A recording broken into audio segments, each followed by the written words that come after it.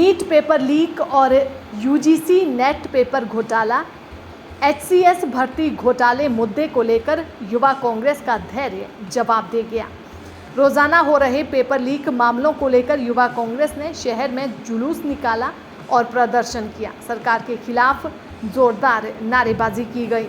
प्रदर्शनकारियों ने चेतावनी दी कि सत्तारूढ़ सरकार की ढिलाई की वजह से रोजाना पेपर लीक हो रहे हैं, जिसकी वजह से परीक्षा की तैयारी करने वाले प्रतिभागियों के साथ अन्याय हो रहा है।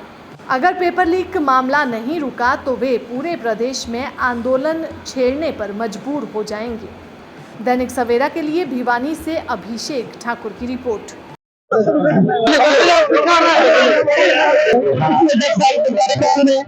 प्रकार मोदी सरकार द्वारा, केंद्र सरकार द्वारा अपने निजी जो उद्योगपति हैं, निजी मित्र हैं, उनको फायदा पहुंचाने का प्रयास किया, निजी संपत्तियों को बेचने का प्रयास किया और जब इससे भी उनका मन नहीं बना तो विद्यार्थियों को टारगेट किया गया। किस प्रकार 2017 में एनटीए का गठन किया गया। एनटीए का गठन सिर्फ इसलिए किया गया ताकि विद्यार्थियों के साथ खिलवाड़ किया जाए और इसका दुरुपयोग किया जाए, इनके मित्र इसका दुरुपयोग कर सके। किस प्रकार केंद्र सरकार द्वारा जो नीट की परीक्षा है उसमें धांधली हुई, किस प्रकार 720 कितने 63 से 70 ऐसे विद्यार्थी हैं जिनको 720 अंक प्राप्त हुए। यह पूरा धांधली को प्रतीत करता है। किस प्रकार सुप्रीम कोर्ट ने भी माना है कि इस परीक्षा में धांधली हुई है। किस प्रकार पिछले 20 तारीख को जो एनटीए नेट यूजीसी का एग्जाम था, जिसमें लाखों विद्यार्थी अपना भविष्य तराशते हैं, जिसमें लाखों विद्यार्थी जो है पेपर देते हैं, किस प्रकार उस परीक्षा को भी रद्द किया गया। किस प्रकार युवाओं के भविष्य के साथ खिलवाड़ किया गया है। अगर नीट की परीक्षा इसी प्रकार धांधली होती रही तो इसमें कोई दोरा नहीं है कि ये आम जन को भी प्रभावित करेगा। किस प्रकार आम जन को जो डॉक्टर है, कैसे तो डॉक्टर मिलेंगे, कैसे इंजीनियर मिलेंगे। ये अगर नीट की परीक्षा में ऐसी धांधली चलती रही तो आम जन को इस प्रकार प्रभावित करेगा, क्योंकि सक्षम बच्चों को ना तो मौका दिया जा रहा है। और जो प्रदेश सरकार की बात करूं तो प्रदेश सरकार में भी आपने देखा होगा कि एचसीएस की जो परीक्षा है, जिसमें लाखों करोड़ों विद्यार्थी बाहर से दूसरे प्रदेश से भी आकर अपने भविष्य तलाशते हैं, उसमें भी धांधली करने का प्रयास किया।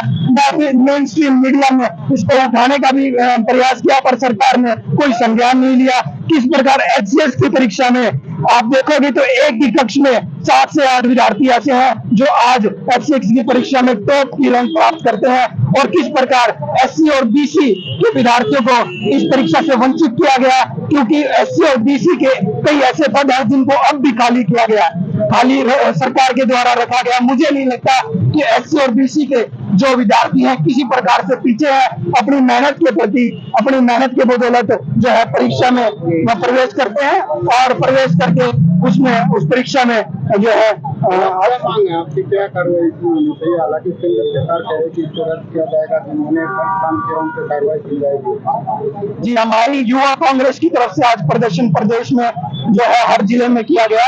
हमारी केंद्र सरकार से यह मांग है कि सबसे पहले तो नैतिकता के तौर पे शिक्षा मंत्री इस्तीफा दे, और दूसरी ये मांग है कि एनटीए की जो नीट की परीक्षा हुई है उसको रद्द किया जाए, ताकि जिन बच्चों के भविष्य के साथ खिलवाड़ किया गया है उनको मौका मिल सके, हमारे देश को, प्रदेश को अच्छे डॉक्टर और इंजीनियर मिल सके।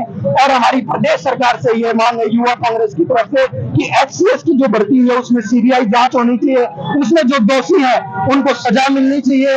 एक जो हाईकोर्ट के सिटिंग जज से या सीबीआई की जो जांच हो, ताकि विद्यार्थियों को जो भविष्य के साथ खिलवाड़ हुआ है उनको न्याय मिल सके। क्योंकि एचसीएस की परीक्षा में एससी जो कैटेगरी में और बीसी कैटेगरी में जो विद्यार्थी है उनके पदों को खाली छोड़ा गया। किस प्रकार एचसीएस की परीक्षा में धांधली साफ तौर पर देखी जा सकती है कि एक ही कक्ष में इतने विद्यार्थियों का चयन होना धांधली को प्रतीत करता है।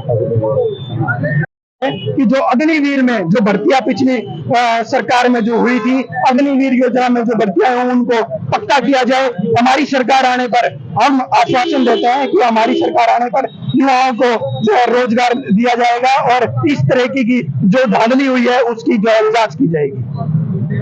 जो यूथ कांग्रेस के द्वारा पूरे हरियाणा और देश में प्रदर्शन किया जा रहा है, उसी विषय पर आज यहाँ जिला अध्यक्ष विकास जो हमारे यूथ कांग्रेस के हैं उनके माध्यम से भी यहाँ पर ये प्रदर्शन किया गया। इसमें मुख्य रूप से जो नीट परीक्षा जिसके अंदर पूरी धांधली हुई है और पूरे भारतवर्ष के अंदर जो योग्य व्यक्ति है उनको लाइन साइड करके अयोग्य व्यक्तियों को ऐसे ऐसे पदों पर अगर जाएंगे तो पूरे भारतवर्ष में जो हेल्थ की बात करती है सेंट्रल सरकार, वहां कैसे डॉक्टर होंगे, कैसे इंजीनियर होंगे।